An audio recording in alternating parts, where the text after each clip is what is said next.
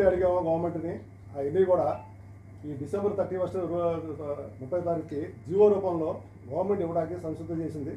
దానికి మీ ద్వారా గవర్నమెంట్కి అలాగే మీకు కూడా ఒకసారి మా క్రియ తరఫున ధన్యవాదాలు తెలుపుకుంటున్నాను. మరి ఈరోజు ఇసుక 800 రూపాయలకి దిగి వచ్చింది. గవర్నమెంట్ చాలా సపోర్ట్ చేసి ఇవాళ రియల్ ఎస్టేట్ రంగానికి మంచి ఊతం కల్పించిందనే ఒక మంచి ఉద్దేశంతో ఉన్నాం.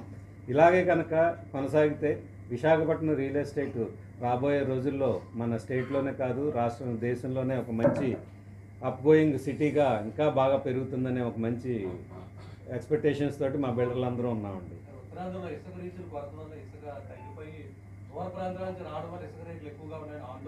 లేదు, ఇప్పుడు అంతా వాళ్ళు మనకు సాల్వ్ చేశారండి. 32 టన్నుల దాకా వాళ్ళు అలౌ చేశారు. దాంట్లో ఏ విధమైనటువంటి ఇబ్బంది లేదు. ఈరోజు మనకి 800 రూపాయలు పర్ టన్ను మనకి అవైలబుల్గా ఉందండి. ఏ